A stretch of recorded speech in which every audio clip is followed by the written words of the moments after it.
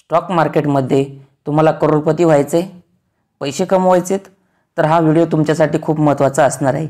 या व्हिडिओमधून आपण करोडपती होण्यासाठी आपल्याला काय पॉइंट्स आहेत की कोणत्या ट्रिक्स वापरल्या पाहिजेत, कोणते गोल्डन रूल आहेत, आपण त्याबद्दल माहिती घेणार आहोत। पण त्या अगोदर तुम्ही या चॅनलवरती जर पहिल्यांदाच आला असाल तर चॅनलला सबस्क्राइब करा।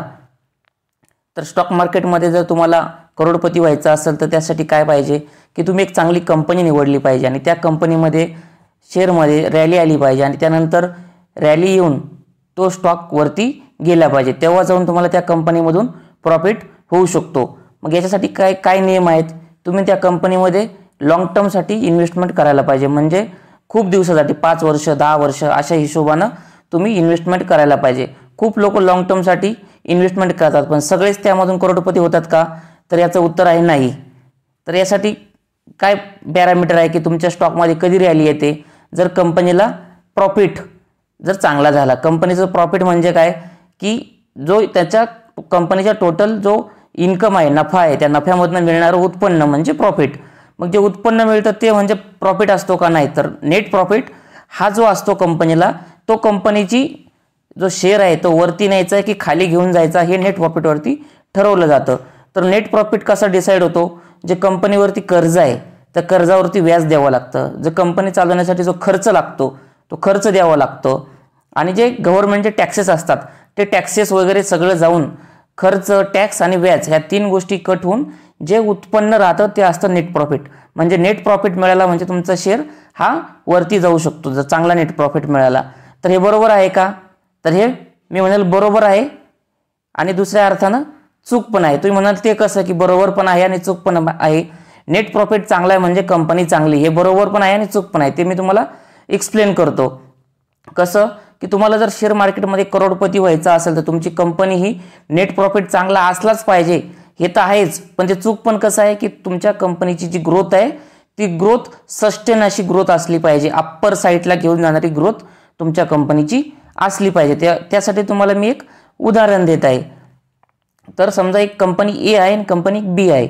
2024 मध्ये कंपनी ए ला 80 कोटीचा प्रॉफिट झालाय आणि 2024 साली कंपनी बी ला 100 कोटीचा प्रॉफिट झालाय।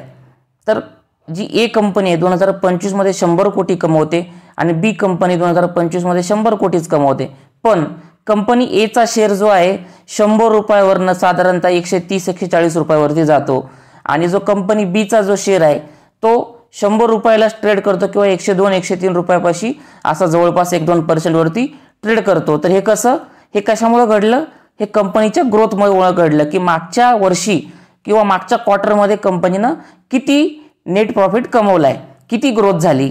तर ए कंपनीनं 25% ग्रोथ दाखवली आणि बी कंपनीनं 0% अशी प्रकारची ग्रोथ दाखवलेली आहे। तर जी ग्रोथ असते ही ग्रोथ ही एक महत्त्वाचा फॅक्टर असते का कोणत्याही कंपनीला वरती घेऊन जाण्यासाठी। तर कंपनी ए ला जो आहे तो 25%चा प्रॉफिट झालाय आणि कंपनी बी ला 0%चा म्हणजे 100 करोडचीच यांची जे प्रॉफिट आहे तो प्रॉफिट दिसतोय, म्हणजे ते 0%ची ग्रोथ झाली। तर तुम्हाला शेअर मार्केटमध्ये जर करोडपती व्हायचं असेल तर तुमची कंपनीची जी ग्रोथ ही खूप महत्त्वाची आहे। Continuous quarter to quarter, year to year तुमची कंपनीनं पर्सेंटेज वाईज ग्रोथ ही जास्त दिली पाहिजे।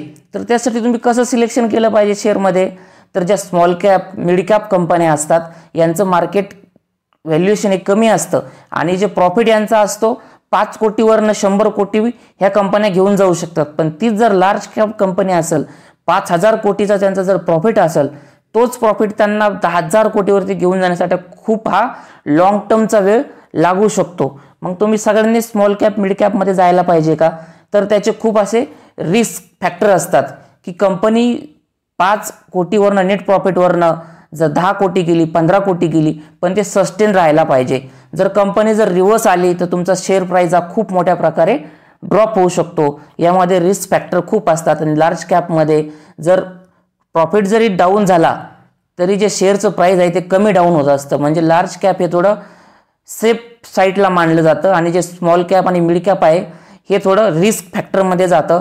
पण जर तुम्हाला लवकर ग्रोथ पाहिजे असेल तुम्ही स्वतःचं ॲनालिसिस केलं पाहिजे, स्मॉल कॅपमध्ये कोणत्या कंपन्या जे लॉंग टर्मसाठी चांगल्या आहेत, स्ट्रॉंग फंडामेंटल आहे, त्यांचं फ्युचर सेक्टर पण चांगलं आहे, त्यांच्या प्रोडक्टला बाजारामध्ये खूप मागणी आहे, अशा स्मॉल कॅप आणि मिड कॅप कंपन्यांचं तुम्ही रिसर्च ॲनालिसिस केलं पाहिजे आणि त्यामध्ये तुमचा जो मालक आहे, प्रमोटर्स आहे, त्याची हिस्सेदारी किती आहे, 75% आहे की त्यापेक्षा खूपच कमी आहे, 51% कमी तर नसलीच पाहिजे. अशा कंपन्यात तुम्ही जाऊच नका. खूप असे नवीन शेअर्समध्ये लोक येतात की ज्या कंपनीचे प्रमोटर्स 50%वरून एकदम 5%, 3%, 2%, 1%वरती राहिलाय त्या कंपनीमध्ये इन्व्हेस्ट करतात आणि आपले पैसे सगळे पाण्यात घालतात. तर स्मॉल कॅप आणि मिड कॅपमध्ये रिस्क फॅक्टर हा खूप महत्त्वाचा आहे. तुम्ही रिस्क फॅक्टर हा मॅनेज केला पाहिजे.